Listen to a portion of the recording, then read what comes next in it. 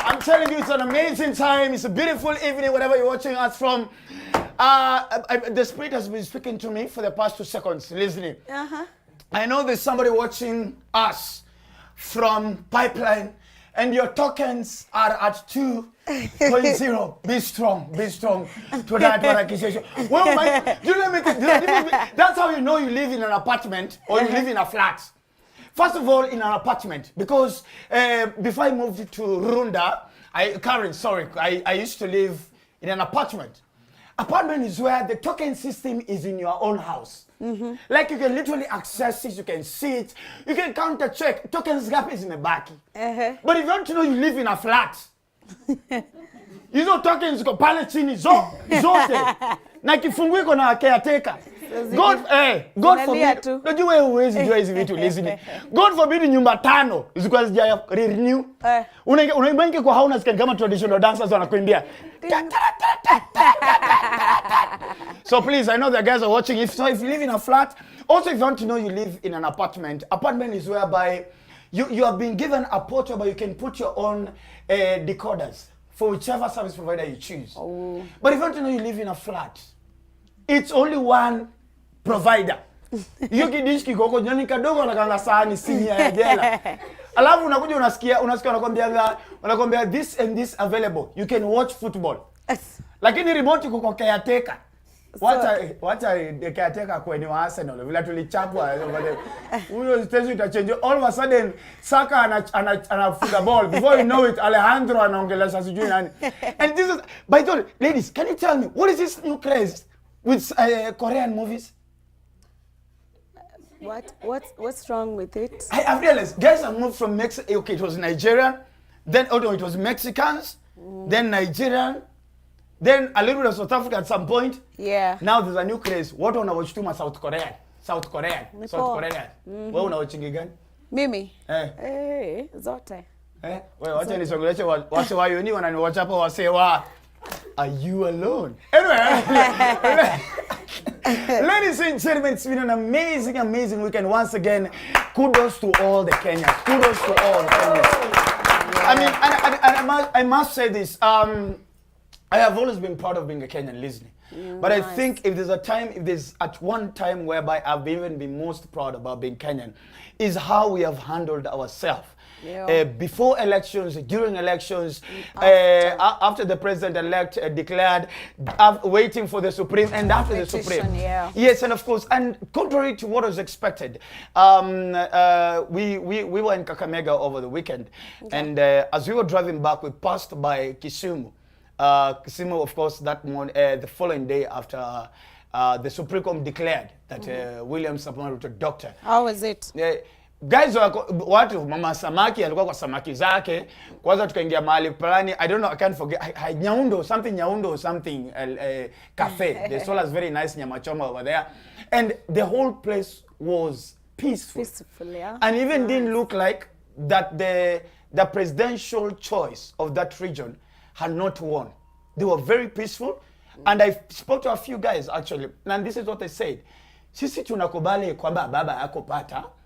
Kile sisi wanaomba ni William Ruto asitusahau katika serikali wake mpya. Atupatie kitu pale. Yeah. And I know I studied Dr. William Ruto very well. I know he's a very strategic and a very well planned gentleman. Yeah, he even talked about it. Yes, and I know possibly he should be making inroads into the sides, the areas which did not really vote for him, which I really think is wise for him. On contrary to that, I will say this without fear of being contradicted or fear of being attacked. The only thing I fear is hot porridge and God. I'm finding this a little bit petty of our outgoing president. Now, he's refused, first of all, to congratulate. Then number two, he's saying he'll just go and smile during the swearing in because the Constitution requires him to smile. First of all, there's nowhere in the Constitution that says you should smile. That is a lie. I have not seen that anywhere. First of all. Kama vile mtu akimaliza form 4 saa unajua hakuna kitu kingine mnaweza. Wasiishie tu. So unaenda tu. To relax. Oga, watch it to emotions. It's okay. It's okay to just live peacefully with a smile. Now there are photos that are currently as we speak in trending of Makao Mutua, the Right Honorable, the respectable statesman Raila Amolo Odinga, and of course the outgoing President Uhuru Kenyatta having some good time in Karen. Yeah. And they look like they are really enjoying life, in quotes. They look like they are not on our level. Yeah, they look like they are somewhere on a higher level. And I just think the outgoing president is a very bad influence to our right honorable, because ile sherehe inachapwa pale. Kabla hiyo picha inarukia baba kuna katupi. Lakini closing day lazima ucelebrate. Sasa Kenya nauliza ni watu mazee nimemaliza. It's okay. But Kenya nauliza ni Uhuru Kinyare. Vile siku wanasemanga chuo nitafunga na wewe. So I'm asking myself, who will Uhuru Kenyatta funga na yeye? Mwambia wewe ngoja tuko na Githurai wewe. Utaniambia wewe. One day kuna dem aliniambia atafunga na mimi. I remember I was in a school called Ikonyero Primary. That is in of course you've never been there, never heard of that name, so don't even pretend. I was in a school called Ikonyero. Ikonyero is somewhere in Kakamega on your way to Mumias. Kuna dem aliniambia atafunga na mimi, nilikuwa class 2. Hey, listen, msichana alinichapa. Hey, I never waluyo kwa na jina zina sound dawa. Mediatrix. Mzina za nikaki COVID vaccine, Mediatrix, Praxidis, odema kwa Mildred. Auja ipata mkikuya ito Mildred, hapo mkisele Mildred, odema kwa waluya. Alafu sasa kuna jina waluya na wajaka ushare, Night. Sijaje why Night is such a I don't get it. Hey, Mildred alinichapa. Mildred, if you're watching me, shame on you. Arudi say no to gender-based violence. Arudi tena. Na pana msana alinichapa kwa unajua ukisema tutafunga na wewe, klasi mzima imejipanga. So 4 unatoa bag yako hapa kwa ziko na dunga, of course you had lockers. So zili wanadunga msumari hapa na hapa na hapa, alafu na hang kakaratasi kako kama Marlboro. Marlboro ni east side, kuna ka horse, msi yako kwa horse. Alafu side nyingine ni calendar ya hiyo mwaka. I don't know what chako maski. I don't like talking to rich people. They always you're rich and laughing at poor people's jokes. Anyways, ladies and gentlemen, congratulations to the president-elect soon to be sworn in on Tuesday. Dr. William Samoei Ruto, of course. Augusta, now the task is on your table. Number 1 task, of course, is to unite Kenyans, both the ones who voted for you and the ones who did not vote for you. Number 2, your task is to lower the cost of living. Number 3, your task, basically, ladies and for you, of course, is to make sure that you're held accountable. And of course, having a very accountable opposition, now we expect things to start running. We are waiting to see the prices of hunger going down. We're waiting to see the price of sugar and sweetness. Okay, sweetness and sugar should not go down in marriage, but in other things it should go down. That is what I'm trying to say. Why so karibu sana. And of course, getting us into today we have an amazing list. But before we go into the trending topics of the week, I'm hosting one of my big, not even one of my big brother. I always say he's the big bro I never had. Always taking care of me, checking up on me, rebuking me, and of course praising me in equal measure. And he's a man I defend with my life. You can never speak ill about him in my presence. I will shut you off. Ladies and gentlemen, the one and only 11 years in the UK with a master's degree, ladies and gentlemen. And of course, although Busia, ladies and gentlemen, Dr. Robert Burale will be on the show, ladies and gentlemen. Yes. Yeah, did I say he's currently Kenya's #1 corporate trainer? Of course. And of course, he still hangs on the dream that he still hangs on a past award that is the Facebook Man of the Year. That will talk about Facebook kitambo. Facebook iko true. And of course, I'm also hosting 2 gentlemen who I have always watched them on social media clips. And God, I love these guys. Those who know me know Ofweneke doesn't laugh easily. I mean, being a comedian, ironically, I have a very bad sense of humor. Most of them will do just, I'll just look at you. But these 2 guys make me laugh. Ladies and gentlemen, Vincent and Kelly will be on the show as well. One does an amazing impersonation of Miguna. The other does an amazing perfection of PLO Lumumba. So we'll be also getting to know more about them. But before they come on the show, first things first, ladies and gentlemen. So when I read on my paper of headlines, listening, let's go all the way to Uganda. Let's travel all the way to Uganda. Uganda, things are happening over there. First of all, Uganda is a little bit shocked. In fact, I hear a lot of Ugandans are getting into Kenya because they have never seen a country handing over. So, from one president to another. They don't even know how a handing over ceremony officially looks like. So to all the Ugandans who are coming into Kenya, to the Busia, to the airport, we are welcoming you, special seats, for you to enjoy how a handing over ceremony actually looks. So, Oriaga Terebea, Orepa Ginger. Thank you so much. But apart from that, Uganda has a festival called the Nyege Nyege Festival. The biggest festival. Yeah, it's the biggest festival. In East Africa, I think. It's in East Africa, isn't it? Yeah. Yes, and of course, I'm hoping that Koroga will one day get. I think Koroga is almost like Nyege Nyege, whatever. No. Yeah, but Koroga is big. It runs for 3 continuous days. 3 days. 3 days. Non-stop. So more like the is it like Tomorrowland? Tomorrowland. Yeah. I'll be to tomorrow. Sorry, I'll be to okay, whatever. It doesn't even matter anymore. So this is the thing. Now, Nyege Nyege Festival was banned as of yesterday, and it was banned in the parliament, Ugandan parliament. Yeah, one of the ministers. It's promoting immoral behavior.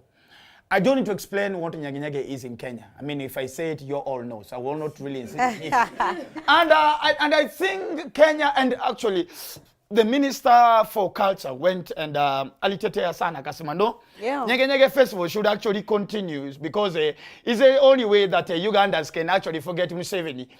So it's a way of, it's the only time where Bobby Wine fans and Museveni can also just interrogate each other whichever way. So and I thought to myself, Ugandan parliamentaries were actually trying to fight it. I have no issue with whether it's true or false or whichever way. I have my own sentiments about that. But I asked myself, if it was in Kenya, knowing our members of parliament, they would actually not only not ban it, they would actually attend it. True. True. Is it not true? Yeah, they would. And I'm sorry. And once again, I'm sorry that Kenyans tunapenda sherehe. Kenyans love sherehe. I mean, did you see the video of that Nigerian guy who say, if you want to die of alcohol, go drink with Kenyans. Kenyans drink to kill the devil. And to be told, the biggest alcoholic brand, actually, Kenya alone made a profit of 7 billion. Wow. Profit means above normal expenditure, production expenditure, and marketing expenditure, above it all, there was a 7 billion. That means that's how much Kenyans. Yes. And I told you Kenyans are the only people who drink simply because they're stressed because they don't have money. You get, like I wake up, I'm like, oh my God, I don't have school fees. But how much do I have? 2,000. Nasina job. Nasina job. So nasina job. You get, like no offense. Some of our leaders who lost, I will not mention names, they have actually gone to drink because they have lost. Are you getting? Yeah. So those are Kenyans for you. So, but please, Nyege Nyege, but as of today, as we speak, they have won their case. Nyege Nyege will be there, but they have said they will check the decency of how guys dress when they're going to Nyege Nyege, which beats the logic. Then remove the name. If you're going to tell guys to dress down and full clothes and everything, then change the name from. Ladies and gentlemen, second story, the Maendeleo ya Wanawake. Do we have the clip, Monsieur Directeur? We have the clip for Maendeleo ya Wanawake. There's some. Yes, just play for me the clip first. So I ask you, sir, with a lot of humility, find it within yourself to visit Mama Ngina Kenyatta. I may be saying the wrong thing, and if I do, my apologies. But I think it is only fair, from the many words we have heard in the last 5 years of campaign, to be able to find peace with her. She's an old lady. She was jailed for this country. Stress. We are a country at times with no priorities at all. What do you mean? Maendeleo ya Wanawake, and I think back in the days, it's some of the ladies who came together to form Maendeleo ya Wanawake, the likes of Honorable Zipporah Kitoni, one of the respectable ladies, and of course the mothers of this country and the mothers of this land. That's why they formed Maendeleo ya Wanawake. And I want to speak directly to Maendeleo, and I wish this clip will get to them. And I'm challenging you. It's okay. Mama Ngina is a mother. She's a founding mother to this nation, and we give her all the respect she deserves. Sure. All right? Yeah. And first of all, I don't know where we don't have an accurate information that Dr. William Ruto, the incoming president, actually had an issue with Mama Ngina. First of all, we don't know about that. Yeah. All right? Yeah. But I'm asking myself, zoom in on the camera. Maendeleo ya Wanawake. Our girls have been mistreated, and some of them have actually died in various Arabic countries. from Saudi Arabia to Dubai to Qatar. None of you women has come out to castigate, ask questions, point out questions, put the embassy of Kenya and Saudi Arabia and the government of Saudi Arabia in check, and the Ministry of Foreign Affairs in check, to check if our girls are okay. So you guys have the time to fight for not very heavy issues. Yeah. And instead, you have ignored the plight of these girls. And on top of it, I want to speak directly to the Minister of Foreign Affairs, the outgoing minister, whichever, and of course the Embassy of Saudi Arabia. That Ambassador Kamau said they actually went and thanked the government of Saudi Arabia for providing employment. The only thing the Saudi Arabian government has done in terms of providing employment is providing employment to coffin makers. That is the only employment you have provided. True. And you're putting government on check. We need our girls home safely. Yeah. All right? And we need clear, thank you very much. And we need clear procedures in registering these companies that offer services abroad. True. They need to be checked, verified. In fact, they should cancel all their certificates and register them again. I saw a video when that lady arrived. There was another whole group of ladies waiting for that plane. Were in the Saudi Arabia. I want to Saudi Arabia. Yes. So ni kama ni chapo. Yani hata sikuelewa. Like these ones are landing, they are crying that wanateswa. Then there was another group there waiting for that plane to board. So and again, it's full. And we have the ladies of the land. I'm speaking to the likes of Esther Passaris, I'm talking to you. Yeah. Gladys Wang, I'm talking to you. The incoming mother of the nation, Mam Rachel Ruto, I'm talking to you. Who else? Who are all these our ladies? Shebesh.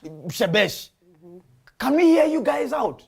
Our girls, can we hear you guys out? Can we see you guys on the street? You guys go on the street for the most useless reasons. Allow me to say so. The only women rep was, I think, the Kakamega women rep. Elsie Lihanda. Yeah, she was there with her when Alifika and the area MP. Yes. That is the one who pushed ndo huyo msichana road ya. Nyinyi wanaendanga pale mnaenda kwa street, you give very threats. Oh, nani asiposhinda, oh tutatoa. Why don't you actually threaten kutoa because of if say wasichana wetu asiporudi tutatoa.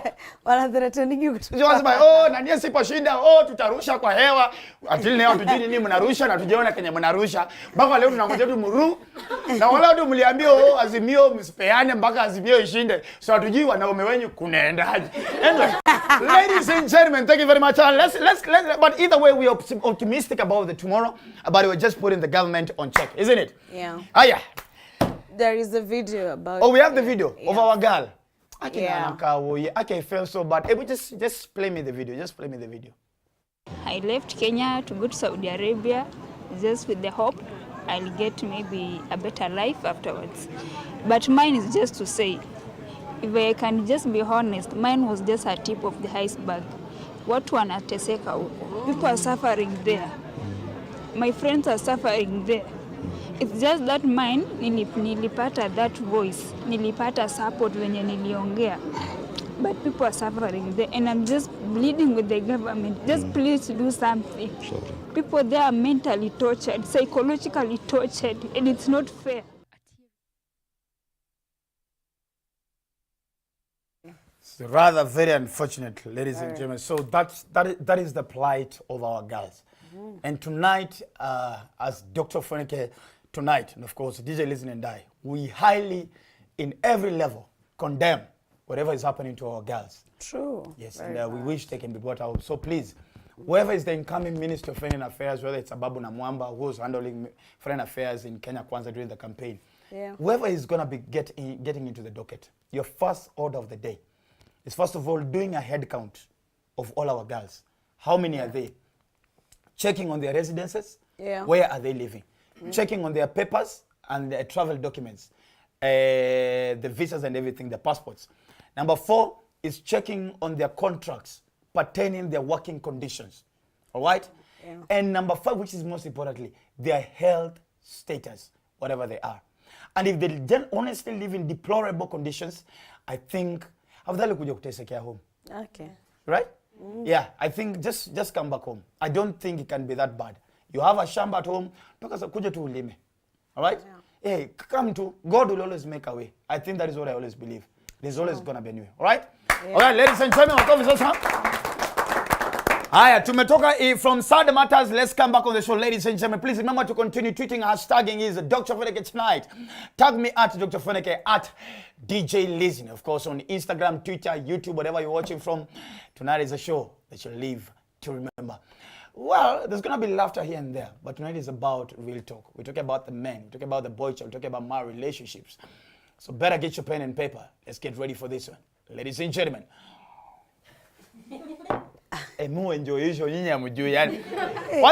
only do I do this show for money, first of all, two, because I love it. Hiyo kitu nakunywa pole pole. Wachana mimi. It's their lips. It's their lips.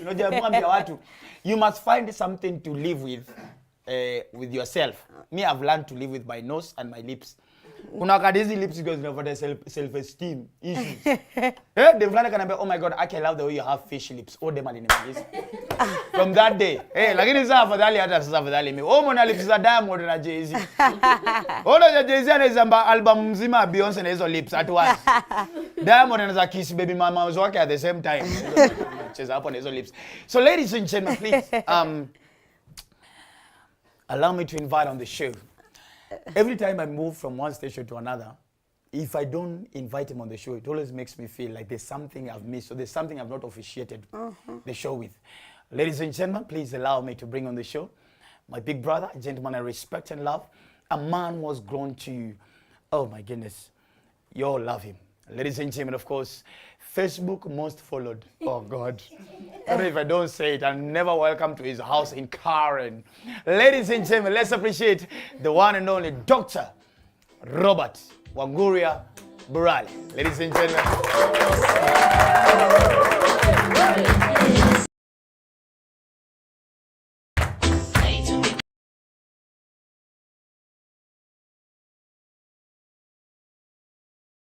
For the song Listening has put. It's an old school edition. Wageni wameingia unaweka nataka. Nilikuwa nataka kuona kama hiyo kitambo alikuwa naimba. Sasa ungeka the Kasangas.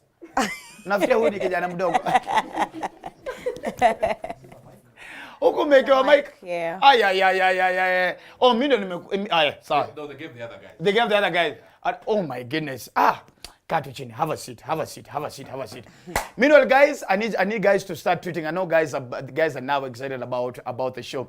So please start tweeting, Instagramming, of course, on every social media platform. So before we get on Robert Burale, now I want us to just get on our social media. Let me get my phone. Let's get on my social media. Yes.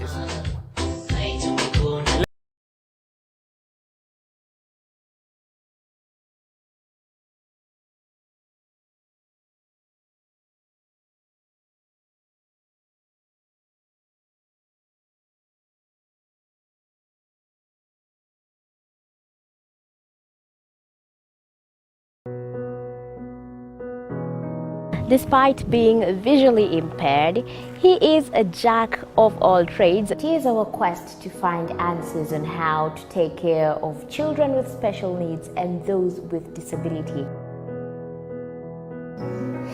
You do not need to see musical notes to understand music, but rather to have your soul feel the vibe.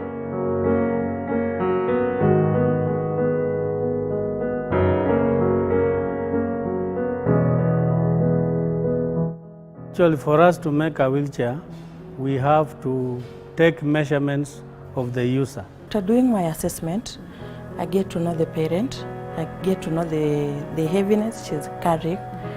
Disability comes at different stages of life.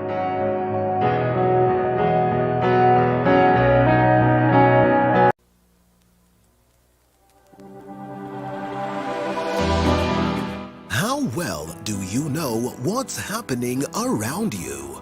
Morning Cafe with heated political debates. Baraza la siasa. Hiyo kitu azungumzie, angalie hali ya maisha ya watu. Informative health discussions. Business, farming.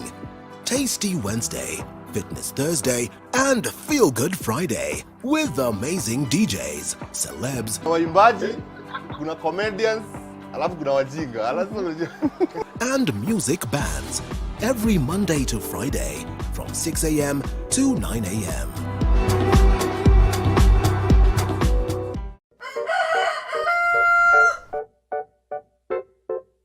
The next set of millionaires are farmers. As we know, agriculture has been and still is the backbone of our economy. As we traverse the different counties to meet different farmers, we ensure to get the story of how they started farming and even how they continue to penetrate the market and overcome the challenges. Hapa, the reason why niliweka goose na si ducks. Goose, they are very easy to maintain. A lot of farmers keep on calling, inquiring whether you're supposed to raise some seeds in the nursery or you're supposed to do them directly in the field. The greenhouse helps us control the temperature because the temperature needs to be between 28 to 32 degrees. Walk this journey with us every Sunday. Oh my God. Nataka huyo lakini najua mimi mdogo lakini ni huyo. Okay, Pastor Burale asinikemea hapa. Pastor Burale, I don't know, did you have a crush when at that time? Where? Mzee crush wa Burale alikuwa Eve. Junior Pastor, Gabriel Union. Yeah. Dwayne Wade, things are bad for you. Looks like if can hold without it for you. Ladies and gentlemen, this is the old school edition. Of course, we are hosted the one and only Robert Burale, doctor. Of course, so once we come back, we shall be getting detail about him. See you after a short break. This is Dr. Ofweneke Tonight. Nipengine. Despite being visually impaired, he is a jack of all trades. It is our quest to find answers on how to take care of children with special needs and those with disability. You do not need to see musical notes to understand music, but rather to have your soul feel the vibe.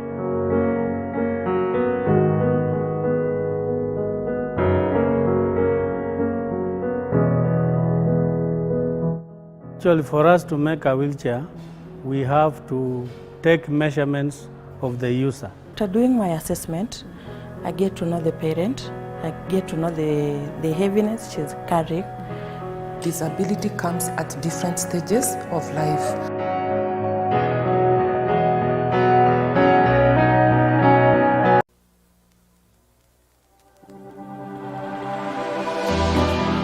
How well do you know what's happening around you? Morning Cafe with heated political debates. Baraza la Siasa. Hiyo kitu azungumzie, angalie hali ya maisha ya watu. Informative health discussions. Business, farming. Tasty Wednesday, Fitness Thursday, and Feel Good Friday with amazing DJs, celebs, Waimbaji, kuna comedians, alafu kuna wajinga. and music bands every Monday to Friday from 6 a.m. to 9 a.m.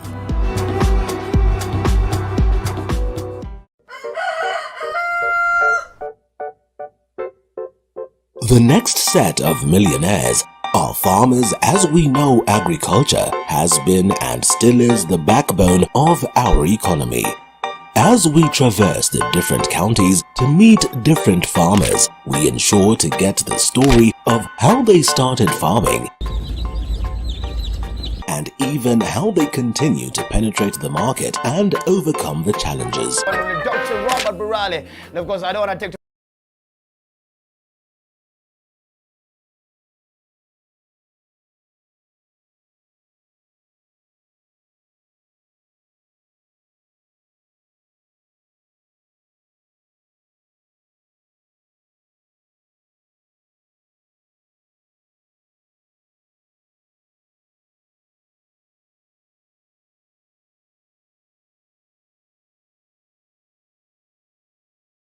Madam tunakanga tu 21. 21 gani? 21. Oja hapo unajiambia ukijua first of all umeanza kulala katikati ya movie. You are old. Wacha kujide if you sleep in the middle of you are old. Are you talking to me? Yes. The movie is Isha. Katika tunasikia ndio wanasema if you sleep in the middle of it. What we are about to know when to know you are getting old. How you start behaving. Ukisikia ukikama ukiamka unasikia ako nikauzela.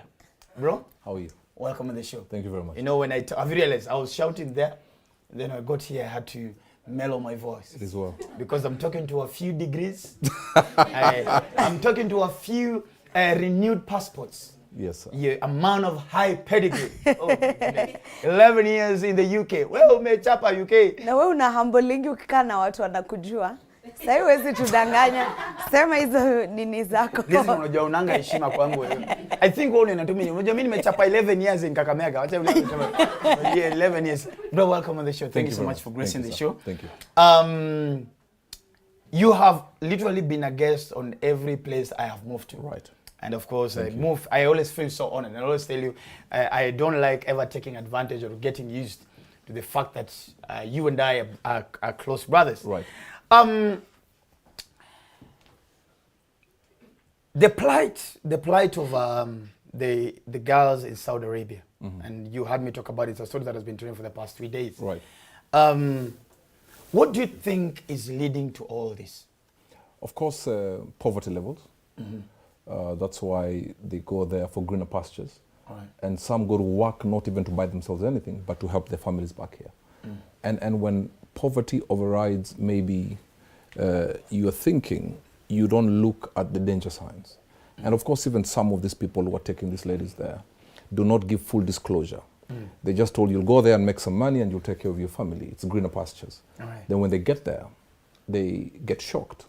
But what I don't understand is we have had cases of many, many girls being mistreated. And it doesn't mean that the others who go there are careless. But it just means then the poverty levels are so high that people are willing to risk their lives and their well-being for the sake of their families back home. So then we need to get back here and ask ourselves, where have we gone wrong? Why is the unemployment rate very high? Why is hopelessness very high? Levels of desperation to a level that you will ignore what you call the danger signs to do whatever it takes to go there and try and earn a few bags. But it is dangerous to earn a lot of money but come back in a body bag. Well, or come back having lost your dignity and your sense of worth and self-being.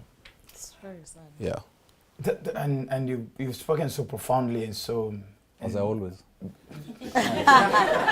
Here I am trying to get a very... I'm trying to get a very deep moment. A moment of tension. All right, okay. My goodness. I'm not Robert Burale wongea. Of course, you know. Yeah, calm, collected. Like. Kuna ka... Yo fanya. Ako kamka na kwa wisdom. Nika wisdom inajipandisha. And you know, it's better to... It's not good to look for money and come in a body bag. Hey, Arby. Bro, let me ask. Yes, sir. What is the most expensive suit? First of all, how many suits do you own? Oh, no, I don't want to say how many suits I own. No, it's okay. Kwa You're sababu in a safe space. Naweza kwaza mtu. No, it's okay. Hapa tunakwaza. Umesikia tumekwaza kila mtu. Tumekwaza maendeleo ya wanawake, hata si maendeleo yeni, moyo hata kuna maendeleo hizo vitu wanasema. How many suits? It's okay. Well, I just have enough.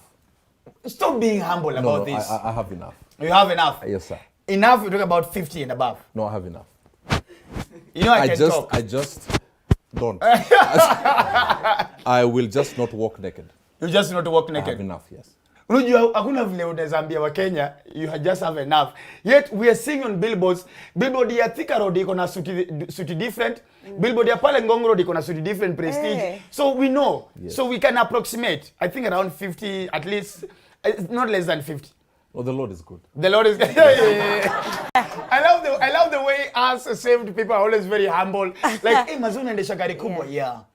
The Lord has been faithful. God. Wife yako ni mrembo. Yeah. The Lord giveth. But it is the truth. Yeah. It is the truth because you remember where the Lord has taken you from a point maybe where you did not even have two. Yes. To a place where, by the grace of God, you will wear some and not pay for them, for example. Wow. You understand what I'm saying? So it's a faithfulness of God. So I will not walk naked. What is your favorite accessory? My favorite accessory is my Bible. Your Bible. Gani, ile iko downloaded ama physical. I'm the Bible app. And you know me, I'm so old-fashioned. Yeah, I know. Even I know when preaching, I use the NKJV. I know. It's at least the closest to what we call the most accurate Bible, version of the Bible. So why do I like the Bible? Because some of therein lies all the answers. Thank you very much, sir. Yeah. Before we went for a break, and it was very interesting to actually, because guys always think it's like Burale doesn't have like a normal human side of you. Guys always say like Burale is all perfect, all God, and I'm actually shocked you actually have a crush on Gabrielina, who is not. I don't think she's saved. Hallelujah. What is it about Gabrielina? Now I see where you're going. You first denied me a microphone. Now you want me to trend for the wrong reason. No, but it's okay to have to pastor in love with Gabriela Union. After all the things I would say here that are profound, but you spoiled it. Many people will think about my crush. You know what I'm saying? Yeah, very true. So let's talk scripture, please. No, okay. But the question, why did you guys deny me a microphone? No, listen, it was just a technical. If we were trying to hide that, that's why we went on a break. You can now start bringing it out. And there's a guy who was running up and down here when they came back on. Take it. I'll be. But this is what happens behind the scenes. Wait. Guys, I'm sorry to my bosses. I'm trying my best to contain the guest, but the guest is uncontainable. The anointing is over for this place. Let's talk about they're one of the DJs, one of the top DJs who has been training for the past 1 week. For what? And he's been having a mental breakdown. Right. And he's been spewing it out on social media. Right. And he has been going live. Yes, and it's called DJ Bash. And he's actually he's a good and amazing dangerous DJ. Right. I would say that. And the stories have been one of the allegations is that the girl left him and started posting a photo of her and a new guy in a Mercedes Benz and all that. The son. And the son. I think he said he's more stressed with the son to get back his son. Right. Yes. Yeah, but now people think he's going through a lot because the girl left. Okay. But him is saying he's fighting to get the son back. Right. But now he can't. So I'm wondering, you as the founder of the men's conference, and you've been very passionate about the today man, literally regaining the dignity of today man. Yes, sir. How do you think, what are your reasons for us ending up here? And how is the best way to handle especially a breakup? First and foremost, there's a guy crawling here. But second, anyway, what I'm saying is this. I don't think the girlfriend is the issue. That is a torch paper that was lit. You get somebody losing it in traffic because somebody crossed right in front of the car. That is not the issue. That is the trigger of a deeper issue. We are seeing the leaves and not dealing with the root cause. So we have to ask ourselves, what led to this? That is just a trigger. So he feels he's losing control. He feels he's losing power because my child is my sense of belonging. I have lost the woman, the guy has a better car. That is not the issue. Somebody needs to talk to him and find out the issue. And away from social media. Social media, people don't care. People love the drama. People love coalescing around a post and people comment. People don't really care. So somebody needs to just look for him, somebody close to him, and sit with him and get to the root cause of the issue and put a block to that issue, and everything else will work out well. Nobody can deny him his son, even if he went to the courts of law. The Children's Act is primarily taking care of the child's interest, not emotional issues between the father and the mother. So that is not the issue. If he wants to see the son, he will. So I think somebody needs to reach out to him. I believe he has friends. But the problem with sometimes friends is they're the ones who expose the underbelly. It was like he has no one to talk to him. Right. I was just following his videos. He was like, he has no one to talk to. Right. And guys should now not reach to him, the guys that have not been friends. Yes. And then it was like he has gone through a lot for the son. So he was trying to show people on social media what he's going through, how much he spends because of the son. And now he opened actually a YouTube channel where he could have therapy because he plays music. Then it was like guys are trolling him, and now he's just looking for a solution online. All I'll tell him, I didn't know about it. All I'll tell him is just get off the social media space because you're feeding an animal that will bite you later. And what happens is people will comment until another person wears something, walks naked on social media, and then they will forget him. Then he'll feel more rejected and it will be downward spiral. I would tell him, I don't know him personally, is to get off the social media space at this moment in time, because his son will also see all these things. And a son looks at the father as the hero. A girl looks at the father as the standard measure.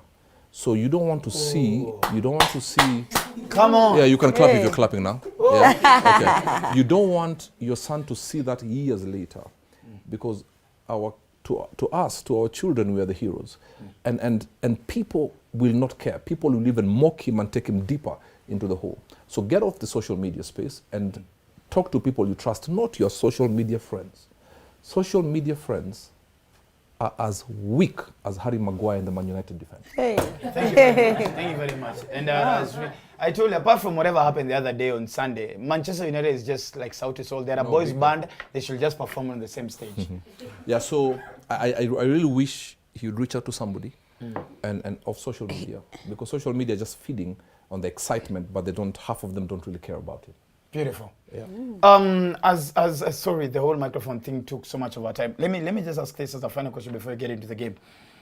Which game? No, relax. don't be scared. Don't be scared. You are not a scared man. Why are you looking scared? But I can walk out. Uko scared, why? Okay, sorry. Relax. How long should somebody stay single before jumping into another relationship? If you're talking to me, talk to me directly.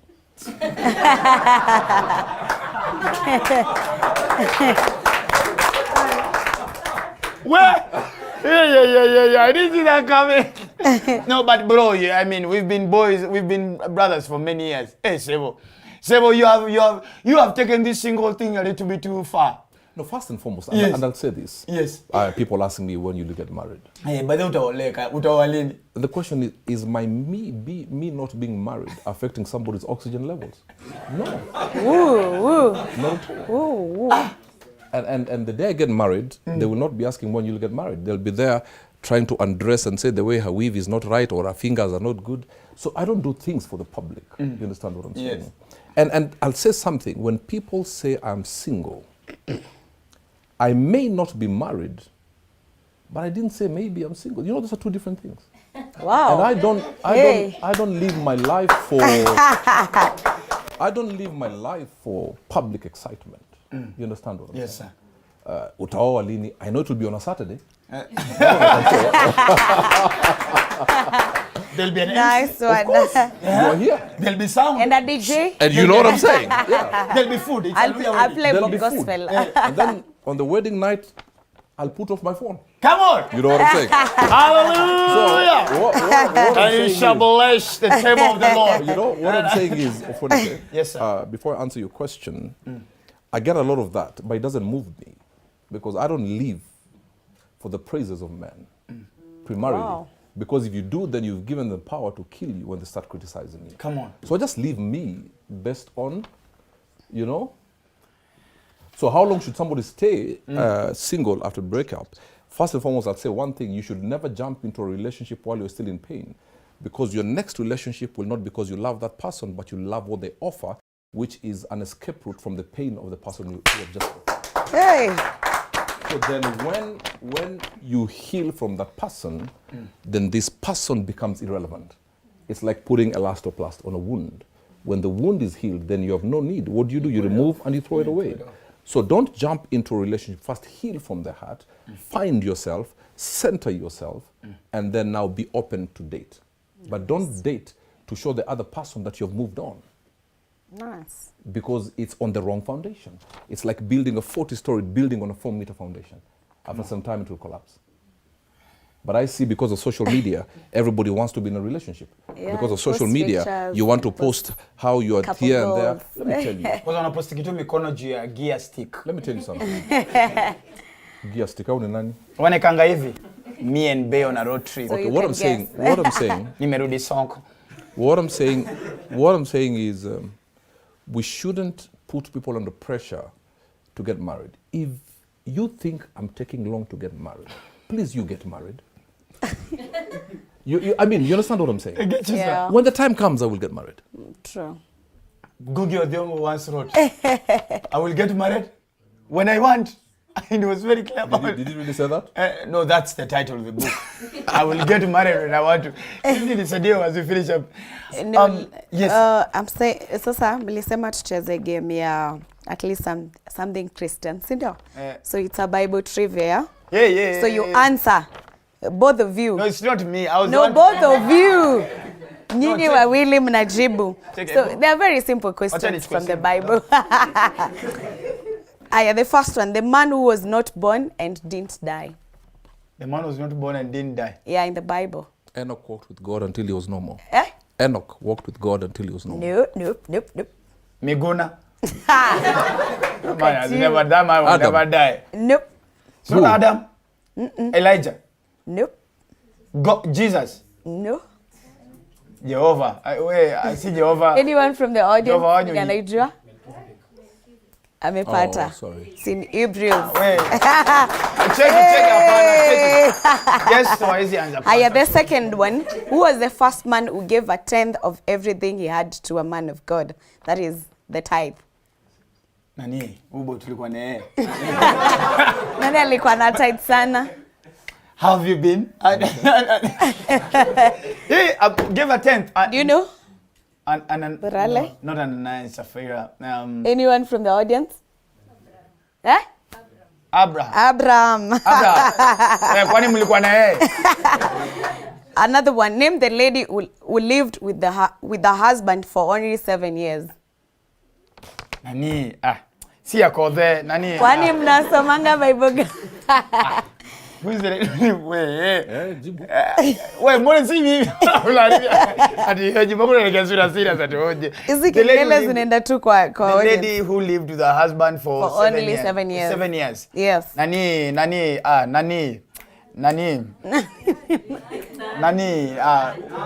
udem. Nani?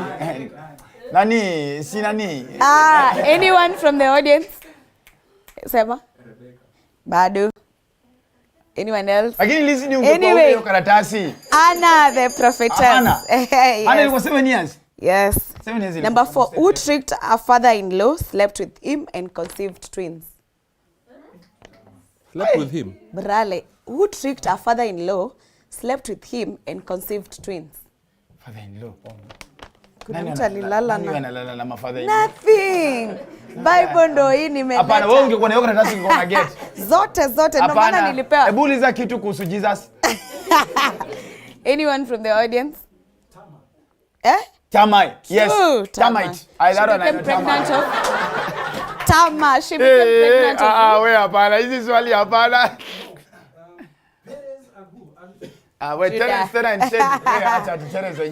Another one. What is the name of the island that Paul was shown unusual kindness when it began to rain and it was cold? Patmos. The island. Of Patmos. Nope. Island. Another one, yes. The name of the island that Paul was shown unusual kindness. Long Island.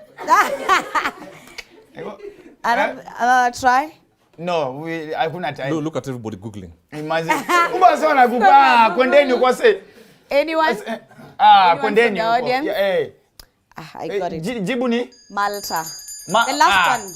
Last one, haraka. Which was the last miracle that Jesus performed before his death? Hiyo tunajua. Hiyo tunajua. All of you need to come to church on Sunday. All of you. Hapa watu ni watu wa club nikiwaangalia. Which was the last miracle that Jesus performed? Ladies and gentlemen, wait, talk up. Kwanza ungekuwa na hiyo karatasi ungejeza answers. Ladies and gentlemen, let's appreciate the one and only Robert Burale. Thank you so much.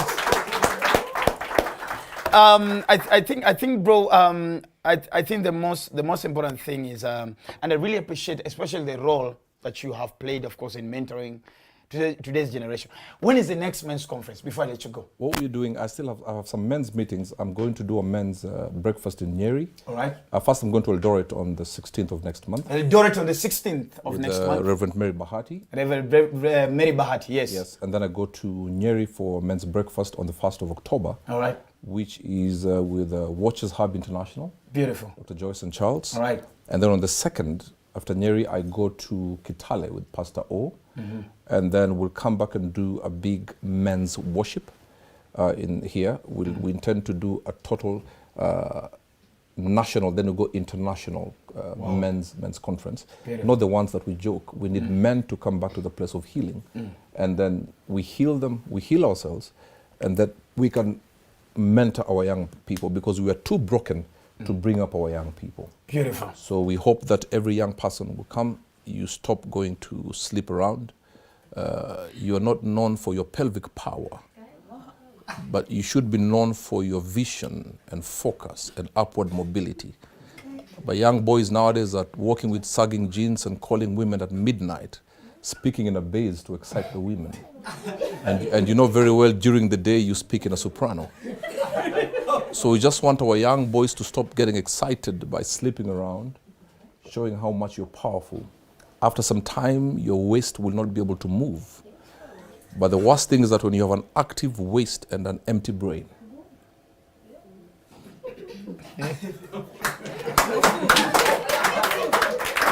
So, moral of the story, don't just be moving your waist anyhow.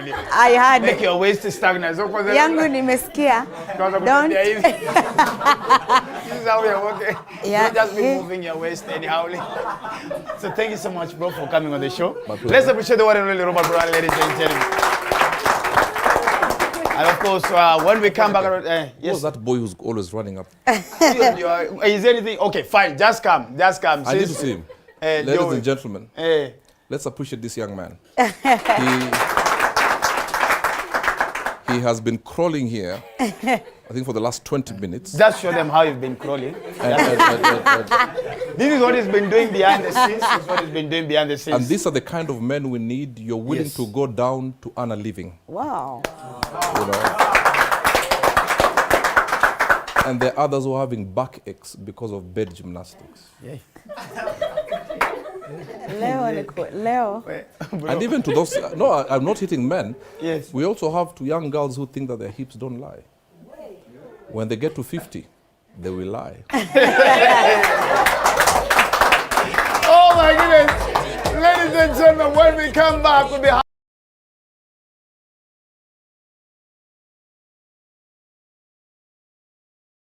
this microphone that you denied me. Lindsay, God bless you. Thank you. Now I declare that you'll be playing gospel from now on. Say amen. And you know, unajua kudansi.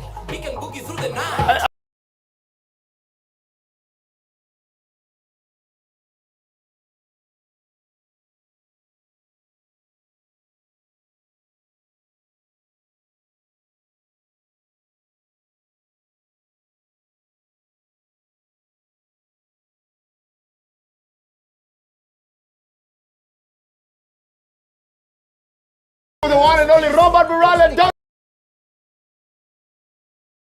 Hey, we nakwambia. Leo game yangu imekukalia. Wewe kwenda siku ulikuwa na Mwakenya. Sikia vile umeongea hapo confident. Ni game ni lead. Nikuulize swali lingine. Niulize. Who in the Bible was found drunk by his children? Sijaiona kwa Bible. Noah. Noah alikuwa amelewa, alikuwa ametoka dunda mbaya. Unajua alikuwa pale ilikuwa Club Ark. Noah alikuwa tu Club Ark hivi. Leo kutanyesha mvua. Ladies and gentlemen, just want to read your social media feedback and what you guys actually say. So on our Twitter page, I want to appreciate Paul Muhanga Swahili who is saying, thanks bro for finding time to comment on the many girls suffering in the Middle East. Actually, the new government should come up with policies to regulate and of course just do away with this. Yes, and you? I have so many. Al Shamak, very impressive, getting you loud and clear. Kutoka Gitwamba, Karimuni Dam. Anthony Omune, Jaramogi Oginga Odinga University. Johanna Elias, Eldoret, watching you super. Enoch Kipskosgei. Kuna mtu amejibu hii utasoma hii. Ndio achana na kodea zoeke pole pole. How somebody say Sultan Jomo Kutus Kirinyaga watching. Lenny Classic watching from Meru Makutano. The show is amazing. Edu Kwaches Makuyu. Brington Kitale live siku zote. Thank you so much. Then Ian Mainga Muranga Kigeto ini watching. Our favorite kids, Dandora, iko locked. Ben KE all the way from Cabernet. Siwache nisome pia to. Shika ni mingi ni mingi. Sasa unasema zote utakula hapa nywele. Unakasirika hivyo why? Wacha kunifanyia hivyo mbaya. Ugunya juu kushinda game.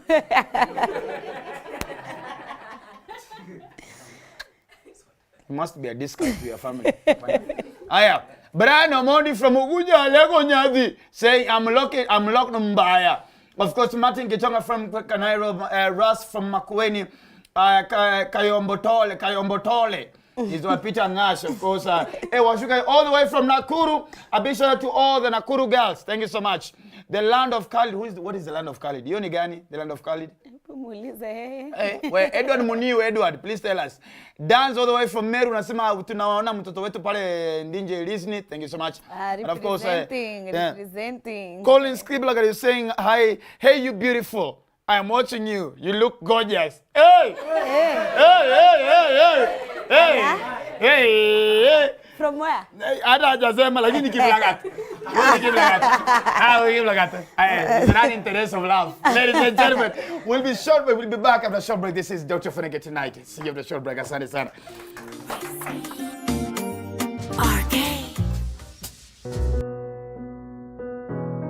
Despite being visually impaired,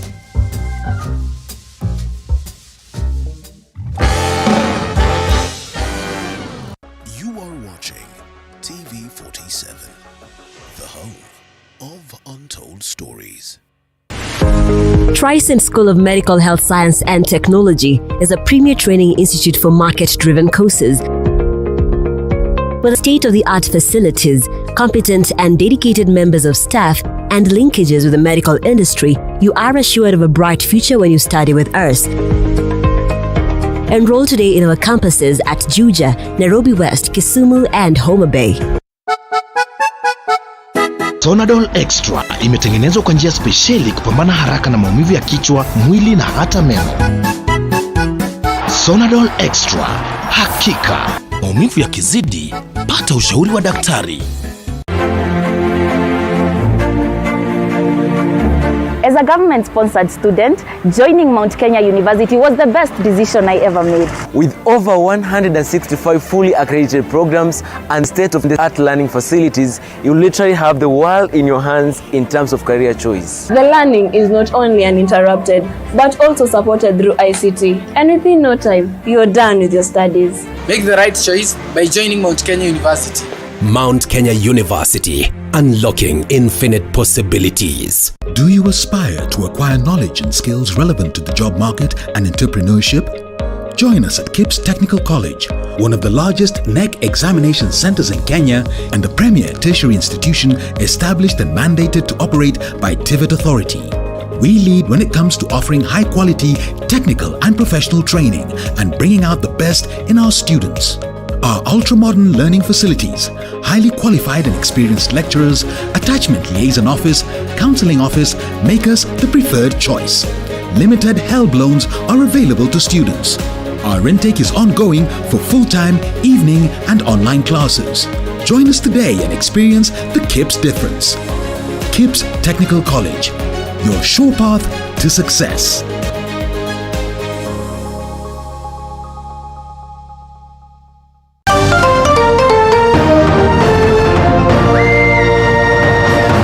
Tonight, Kenya Kwanza and Azimio la Umoja coalitions hold meetings to strategize on how to control both houses of parliament. Also tonight, President Uhuru Kenyatta insists that he will respect the rule of law and hand over power to President-elect William Ruto, but maintains that his leader is Raila Odinga.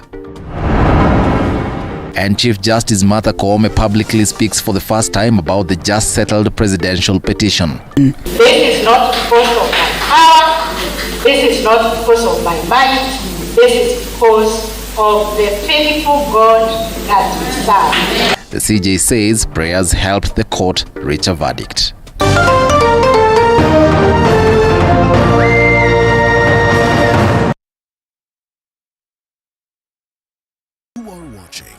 TV47, the home of untold stories.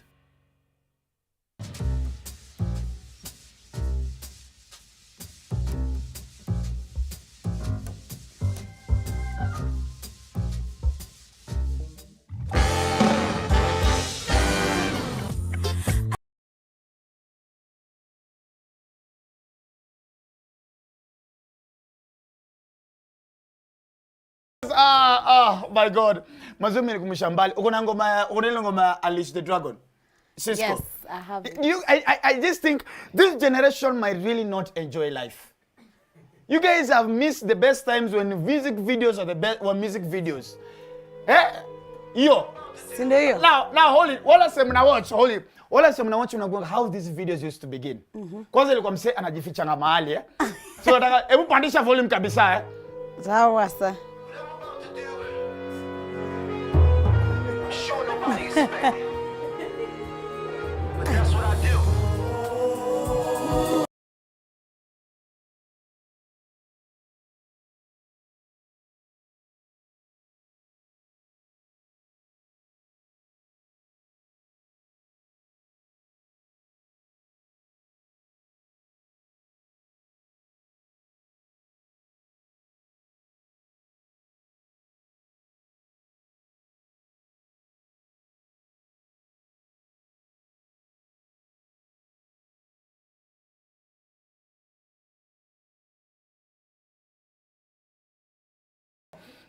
But my fans wameimba 90% of the song.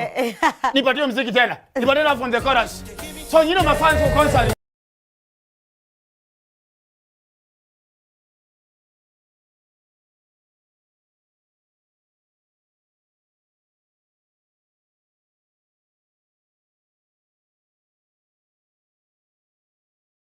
tukungojea wewe ndio international artist. So all the uprising, okay, curtain raisers, whatever, sheer raisers, wamesha perform. So event ilikuwa inaanza 10. Yeah, amefika 12. Sean Paul ameingia saa ngapi? Saa 8 usiku. Then you as a useless international artist, the first thing to about is, ladies and gentlemen, are you ready? Yeah. For their whole 7 hours. Why do you think we've been here asking us if we are ready? Love all upcoming at you. You know who it is. We don't know who it is. Your boy. This is your boy. Which boy? We are not this your boy. Don't come and call us your boy. We're not your boy. Perform to kujue. Nonsense. Ladies and gentlemen, to Ofweneke Tonight, and of course, a big shout out, of course, to Mama Ofweneke, listening all the way from Kakamega, watching all the way from Kakamega. Mwah. Hey, hey. Can I wish my mom? Indeed. And of course, Mama listening, of course, watching all the way from her house. Mama na what you happen Monakiko. Akomeru. So Mama listening, no Jenny Mom. So it isn't Mama. So Mama listening. Thank you, Mom. We are trying to honor you. And of course, a big shout of course to my landlord. My landlord ali lose election, so I'm quite emotional. To make sure rent here 2 months in 1 month. So to my landlord, you lost election. We are not the reason why. See, we did our best to make sure you have enough campaign money. So to kalipa rent on time. So please, chakutu stress. Ladies and gentlemen, without taking so much time, please allow me to invite this amazing two gentlemen who are fast becoming a sensation. Ladies and gentlemen, Kenny the Inspiration, of course, Vincent. Tuwakaribisha kwenye show, ladies and gentlemen.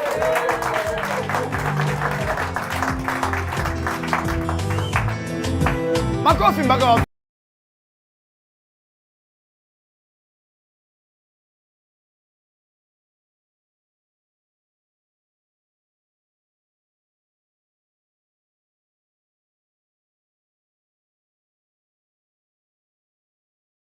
I'm such a big fan. You guys have no idea. Sijui kama salamu zangu why ufikisha? Hajawahi fikisha. Of course. Why? Would you not? It tells me. It tells you, eh? Yes. I always look forward to your clips. Wow. Together. Of course, when you imitate Miguna and you imitate ujavaa Miguna.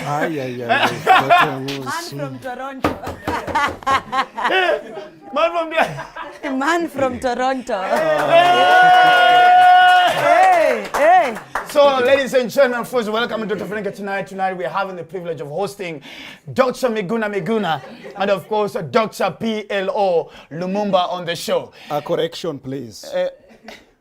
Barrister, solicitor, don't demote me. You cannot demote me. You see, Ofweneke, I'm not one of the mediocre guests that you normally host at your show. You see, this is why our media glorifies mediocrity. Now, Miguna, relax. Wait, did you go to school? Miguna, I'm a lawyer. Now, you call yourself Dr. Ofweneke. What was your dissertation? Miguna, can you relax? Can you relax? I just for the first time, can you cool down? Not for the first time. So cool down from what?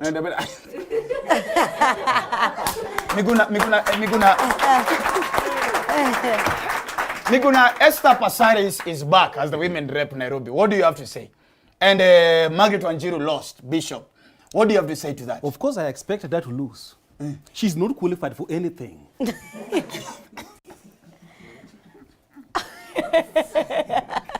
Yeah. What when I buy? What about the Azimio guys? You know, I told the cows that they are just mowing around and they will not go anywhere. It is confirmed. It is crystal clear. Miguna, when are you coming back home? When is the journey, the big journey? Stop asking nonsense. Now, you see, I was born in Magina village in Nyando. That is where my umbilical cord was buried. Are you getting that? Not Toronto. So now, be very careful how you are talking to me because I can address you right now. Miguna. My children are watching. Miguna, my children are watching. No, don't. Stop touching me. Stop touching me. No, stop. No. Stop smearing. Stop smearing me. Miguna, can you at least respect the fact that a fellow learned man is seated next to Dr. PLO Lumumba? Learned who? PLO Lumumba. From where? Who knows him? This PLO, he's an African renown. How many cases has he won? Linguistic cases. Linguistic for what? English. My friend, stop being a zombie. Dr. PLO, I apologize. You know, firstly, let me say how glad I am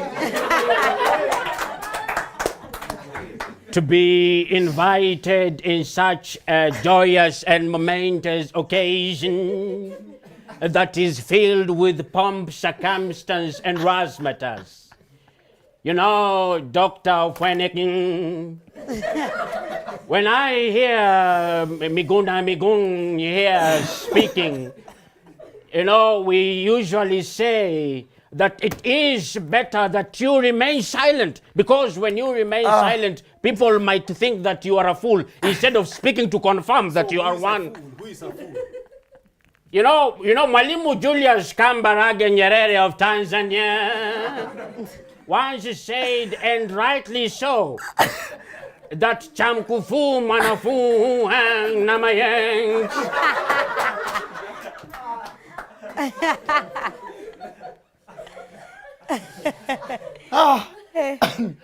PLO, and I would want to know your comments on this topic. DJ Mo and Saizet were almost divorcing. PLO, what is your advice? You know, the problem with Africans is that we do not understand the true essence of love. You know, you should not parade your love on social media every day. You should try and hide the treasures that you have in your life. Yes, absolutely. Miguna, can you advise DJ Mo and Size 8? DJ Mo and Size 8 are charlatans. Yes, because they're deceiving us. One day you are holding hands together. The other one, oh, you are yapping left, right, center, that you are divorcing. That is nonsense. But you know... No, I'm still talking. And I will talk. I'm still talking. And let me finish. You know, the No, problem let is me that finish. we cannot understand Let what me exactly finish. it is that you are now, talking please, about. Dr. Ofweneke, save me from this one.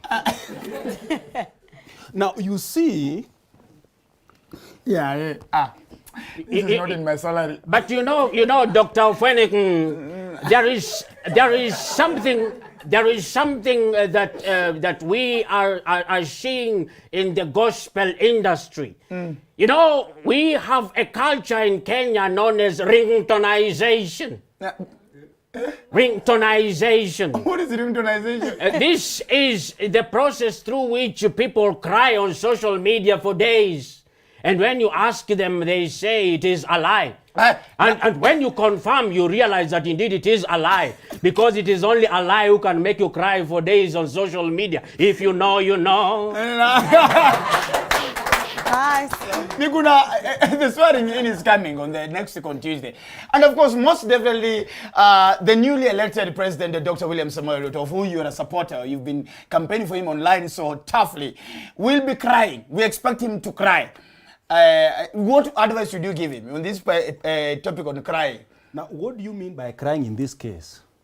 But he's been seen crying. He cries every time. Now, you see, that is why you are being superficial. You're not a thinker. That was circumstantial. Now, you can't just make sweeping allegation based on a previous circumstance while we have a current, we have the current situation. That was cry of joy. And it can be replicated and there is no problem with that. Can you cry? Cry for what? Ladies and gentlemen, please let's appreciate the one and only. Guys, welcome to the show, you guys. I mean, once again, you have just proved why you guys are the best when it comes to all this. Bro, when did you guys start this? Let me start with you, Vinny. Firstly, I'm Vincent Mseri. It's good to introduce myself. No, it feels weird when you talk normally. Yes, it feels weird. Yeah. Yes, or you can call me Judge PLO, presiding judge of the Supreme Court of Opinion. Yes. And actually, I started impersonating PLO Lumumba way back in high school, but I never imagined I could. I just usually admire him. And I used to admire him then. But sometimes back in 2010, that is when I first met him at a Students' Leadership Conference here at Bomas. And I managed to memorize his speech while he was speaking. 2 minutes of his speech. I was so fascinated to see him there. And I still remember the speech. Great. Yeah, so from then, I started my art. I'm a performing artist by profession. Yeah. So in time of COVID, in 2020, that time I was in Mombasa. I decided, at this time there are no gigs. We are not doing anything on theater. Let me do this. Yeah. I decided I have my phone. Let me try and do some recording. So I started doing. I usually have a small brand, a kids entity known as Big Baby Entertainment, which I impersonate as a big baby, a child. So I was doing that child, quarantining the child with different personalities. So I did my first video with I was doing both characters, the Big Baby and PLO Lumumba, and people were fascinated. Then I decided to do another personality. I did Big Baby and Robert Burale. Yes, I also do Robert Burale. I wish I knew that. Oh my God. He actually knows. That is how we met, actually, with Robert Burale. We are coming to that. We're coming to that. Kelly, yes. I was seeing you doing the Biguna for a while, of course, with the YY on JKL. Yes. But when you really blew up is when you are acting as a teacher to Bridget Bema, the younger sisters to YY, when it went all viral all over Africa. Yes. How did that do for you? Now, what happened? First of all, my name is, full name is Ezekiel Kelly Odongo. Ezekiel Kelly Odongo? Yes. But now I'm known as Kelly Inspiration Online. Yes. I am a transformational speaker, a corporate trainer, and an author. I've authored books. Beautiful. Of course, I just carried a copy here. Please, This is titled Seeing Beyond the Obvious. Seeing Beyond the Obvious. How much is it right now? This one I'm giving out at 800, so at least to encourage me. 800 Kenyan shillings, please. 800 Kenyan shillings. Where can they find it? Well, if they can, just DM me and I will direct them how to get it immediately. All right. With minimal delay. So please, your social media handles is Kelly Inspiration. Yes. Kelly Inspiration. Yeah, Kelly Inspiration. Please go on his YouTube social media pages, DM him, and of course the book is going for 800 Kenyan shillings. We do not see life as it is, but in line with our respective attitudes.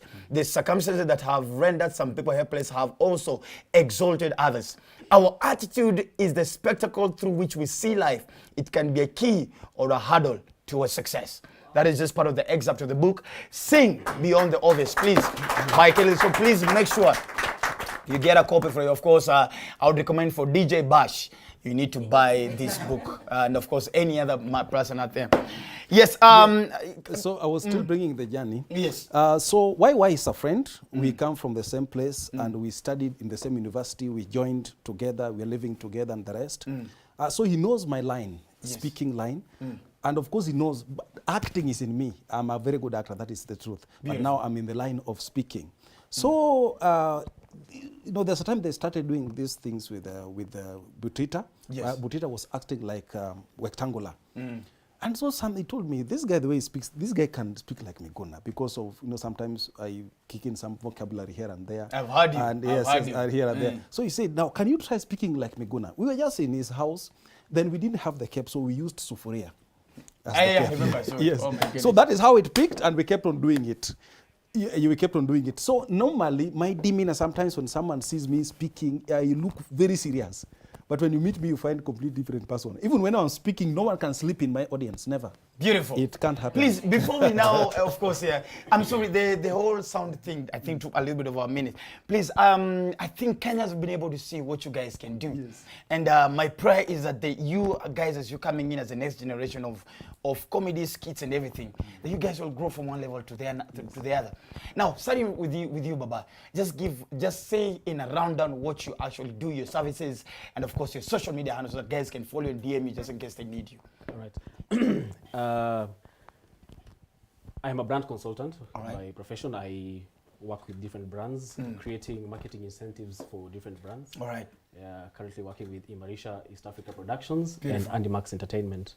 I also have a small kids entity known as Big Baby Entertainment, where we we supply kids events and also entertainment. Beautiful. Yes, that is basically what I do. And I'm a writer as well.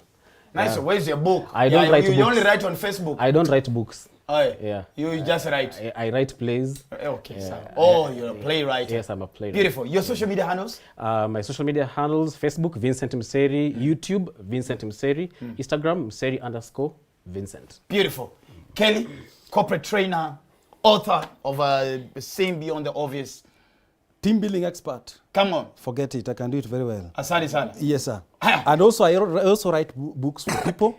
Someone would like to write a book. When you give me a concept, give me a few, just give me time. A book will come out, a very powerful book. Yes. So social media handles as we finish the show? Kelly Inspiration everywhere. Kila mahali. Kila mahali. Asanteni sana guys for coming on the show. Oh, yes. I appreciate and love what you guys do. Yes. Continue killing it. Continue collecting that bag. Continue making Kenyans laugh. My prayer that you guys will go over the border. You cross the boundary, destroy the boundaries, tear up your passports till the next place where God has planned you to go. Thank you so much. Isn't it? Yeah. Ladies and gentlemen, Dr. Ofweneke Tonight, Robert Burale, Vincent, and of course Kelly on the show. I think it's been an amazing one. Thank you so much. See you again next week, same time, when you're basically enjoying, of course, welcoming in. Then I think will be a day, 24 hours old after getting a new president.